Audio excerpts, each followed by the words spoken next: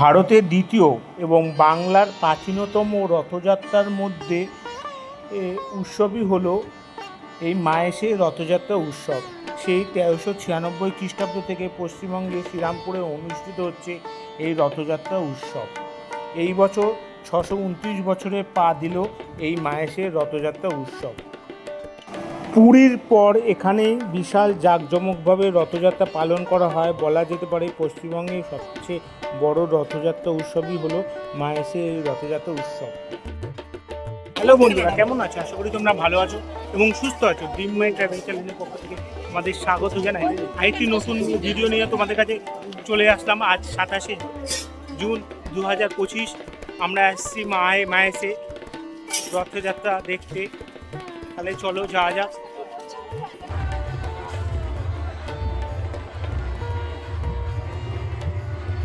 জগন্নাথ দেব মাসির বাড়ি যাওয়ার আগে মন্দিরের কর্তৃপক্ষ প্রভু জগন্নাথ দেবকে পদ্মের মালা, রজনীগন্ধার মালা এবং তুলসীর মালা দিয়ে পুজো করছে। আর এখানে সবাই ভিড় জমেছে, দেখো কতটাই ভিড় মন্দিরের চত্বরে। এই মন্দিরের ইতিহাস আর প্রাচীনত্ব আছে বাংলায়, তা কোথাও নেই। তাই রাজ্যের বিভিন্ন জায়গা থেকে প্রতি বছর হাজার হাজার মানুষ আসে এই রথযাত্রা উৎসবে। 629 বছরের পুরনো ইতিহাস তো আছেই। বর্তমানে এই রথটি মাসির বাড়ি যান, এর বয়স হচ্ছে 129 বছর। সেই যুগে প্রায় 20,000 টাকা ব্যয় করে শ্যামবাজারের বসু পরিবারের সদস্য কৃষ্ণচন্দ্র বসু এই রথটি তৈরি করেছেন। এই রথের উচ্চতা প্রায় 50 ফুট। এই রথটা মোট 4 তলা বিশিষ্ট। এই রথে পুরনো কাঠে তৈরি হলেও ভেতরটা লোহার টেক্সচার দিয়ে গড়া। এই রথের মোট 12টি লোহার চাকা এবং 2টো তামার ঘোড়া রয়েছে। বছর রথের আগে রথকে নতুনভাবে রং করানো হয়, দেখতে অসাধারণ লাগে। আর আর্টিফিশিয়াল ফুল দিয়ে রথকে খুব সুন্দর সাজানো হয়। প্রতি বছর রথযাত্রাকে কেন্দ্র করে এখানে মেলা বসে। 1 মাস ধরে বিশাল বড় মেলা হয়। যে মাঠে প্রাঙ্গণে মেলা বসে তার ঠিকই পাশে জগন্নাথ দেবের মন্দির।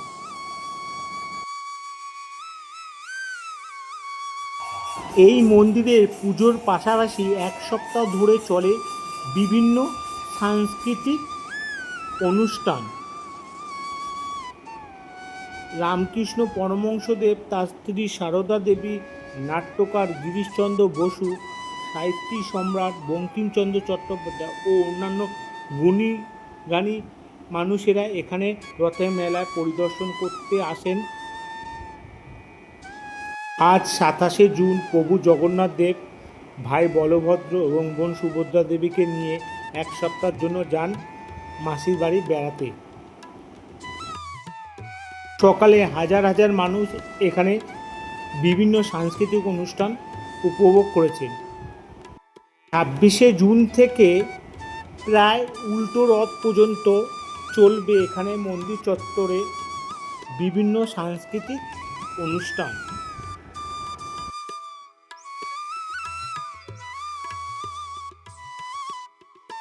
মাহেশের এই রথের উৎসব এতটাই বিখ্যাত যে বঙ্কিমচন্দ্র চট্টোপাধ্যায় বিখ্যাত উপন্যাস রাধারানী দেব এই রথযাত্রার কথা উল্লেখ আছে। এর থেকে বোঝা যায় এই মন্দিরের গুরুত্বটা। ঘড়িতে দুপুর 3:30।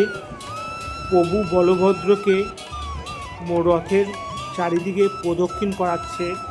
এই যে ছাতা এবং পাখা দিয়ে প্রভু বলভদ্রকে হাওয়া দিচ্ছে।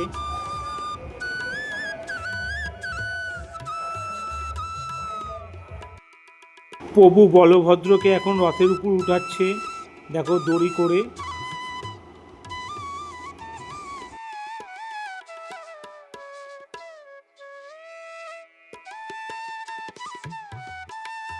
আমাদের নারায়ণ না উঠলে রথ চলে না।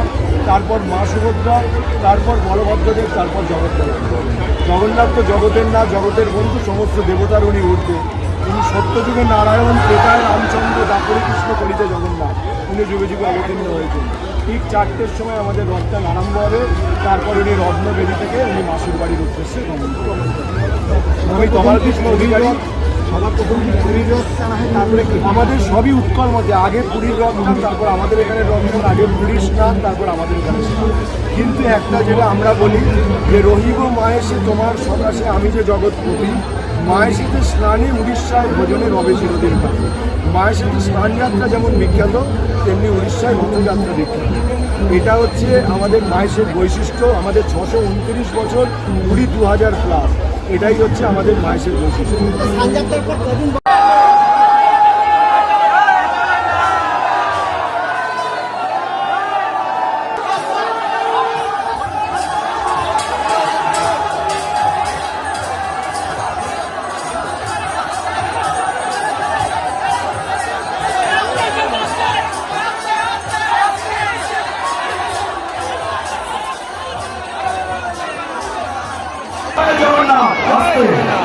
জয় মহাপ্রভু। মহাপ্রভুকে আমরা প্রথম তলায় তুলেছি, জগন্নাথ দেবের সিংহাসন 4র্থ তলায়। 3য় তলায় আমরা রামলীলা চিত্র দিয়ে আমরা সুসজ্জিত করি। 2য় তলায় আমরা কৃষ্ণলীলা চিত্র দিয়ে সুসজ্জিত করি এবং একদম নিচের তলায় আমরা চৈতন্য লীলা চিত্র দিয়ে আমরা সুসজ্জিত করি। জয় জগন্নাথ, জয় জগন্নাথ, জয় জগন্নাথ, জয় জগন্নাথ, জয় জগন্নাথ, জয় জগন্নাথ, জয় জগন্নাথ, জয় জগন্নাথ, জয় জগন্নাথ, জয় জগন্নাথ, জয় জগন্নাথ। বলো বলো আস্তে বলো, জয় জগন্নাথ, জয় জগন্নাথ। বাহ, জয় গুরু, জয় জগন্নাথ। শঙ্খধ্বনি বাজিয়ে, কাসর ঘণ্টা বাজিয়ে প্রভু জগন্নাথ দেবকে আহ্বান জানাচ্ছে এবং রাজবেশ পরিয়ে, সোনার অলঙ্কার পরিয়ে প্রভু জগন্নাথ দেবকে সুসজ্জিত করে মাসির বাড়ি নিয়ে যাওয়া হবে।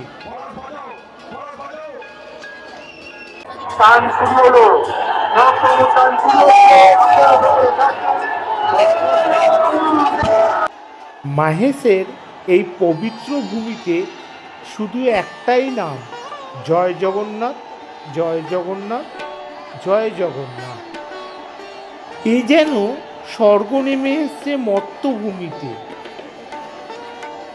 এ যেন ভক্ত এবং ভগবানের মধ্যে বিশেষ মিলন ঘটেছে।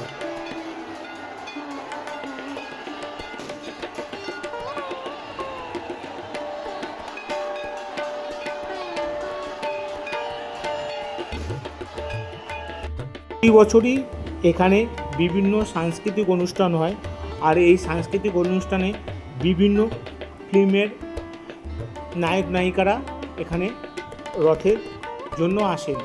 এবছরও এসছেন বাংলা চলচ্চিত্র জগতের কিংবদন্তি নায়িকা শ্রাবন্তী চট্টোপাধ্যায়। রথের দিন জগন্নাথ দেবকে দর্শন করতে। সামনের দিকটা আমাদের পরিচালনার জন্য একটু ছেড়ে দিতে হবে। আমি অসংখ্য ধন্যবাদ জানাবো তদন্তী এবং বিবৃতিকে।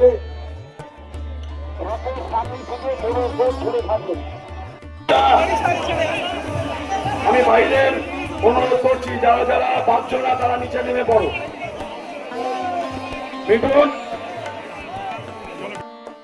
জগন্নাথ একটি সাংস্কৃতিক শব্দ। জগৎ অর্থাৎ মহাবিশ্ব, নাথ অর্থাৎ গুরু কিংবা প্রভু। এইভাবে জগন্নাথ হলো মহাবিশ্বের প্রভু। জগন্নাথ দেবের রথের কথা মনে পড়লে প্রথমেই মনে পড়ে পুরীর রথযাত্রার কথা, যা বিশ্বের প্রাচীনতম জগন্নাথ মন্দির। বিশ্বের দ্বিতীয় প্রাচীনতম মন্দিরটি আমাদের বাংলায় মাহেশে অবস্থিত। যদিও বিগ্রহের কথা বলা হয়, মাহেশের প্রভু জগন্নাথ দেব বিগ্রহ বিশ্বের প্রাচীনতম বিগ্রহের মধ্যে পড়ে।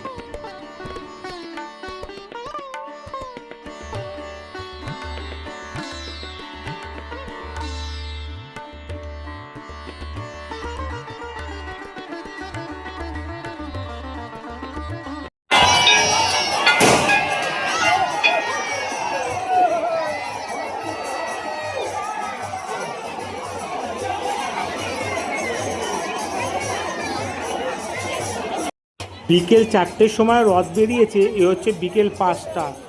ভিড়টা দেখো বন্ধুরা, গিজগিজ করছে, কয়েক লক্ষ মানুষ মায়েসে।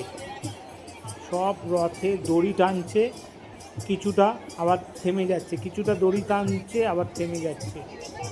এই দেখো সবাই নৃত্য করছে, দারুণ লাগছে এখানকার পরিবেশটা।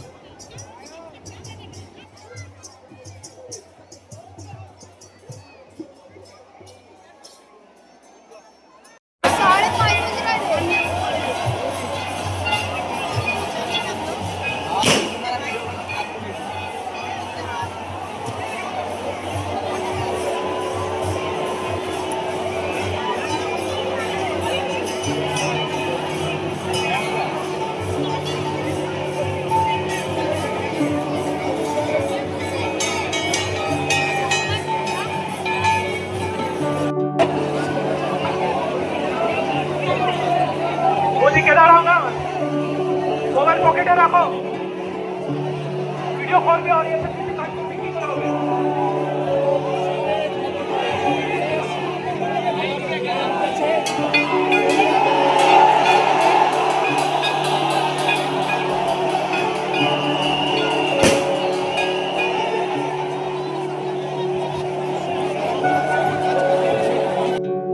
এই হচ্ছে প্রভু জগন্নাথ দেবের মাসির বাড়ি গুন্ডিচা মন্দির।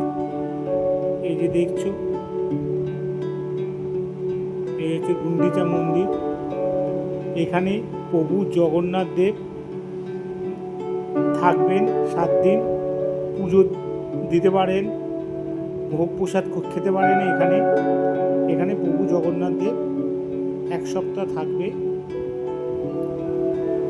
দেখছো, এই হচ্ছে গুন্ডিচা মন্দির, সবাই পুজো দিচ্ছে দেখো প্রভু জগন্নাথ দেবকে।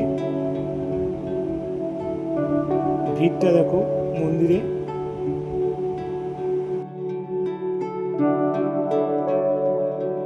জগন্নাথ মন্দিরে ভোগ প্রসাদের ব্যবস্থা আছে। নর্মাল ভোগ হচ্ছে 140 টাকা এবং রাজভোগ হচ্ছে 270 টাকা। এই স্ক্রিনে দেওয়া নাম্বারে তোমরা ফোন করতে পারো।